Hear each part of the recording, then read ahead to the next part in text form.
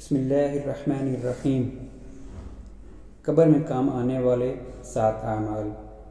نبی اکرم صلی اللہ علیہ وسلم نے ارشاد فرمایا، انسان کے مرنے کے بعد بھی 7 اعمال کا اجر جاری رہتا ہے جبکہ انسان اپنی قبر میں ہوتا ہے۔ وہ 7 اعمال یہ ہیں: نمبر 1، کسی کو علم سکھایا ہو۔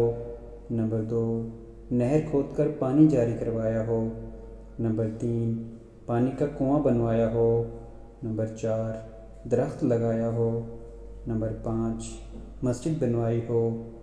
نمبر 6، قرآن مجید کو اپنے پیچھے چھوڑ گیا ہو، یعنی قرآن کریم خرید کر وقف کر دیا ہو یا کسی کو قرآن پڑھا دیا ہو۔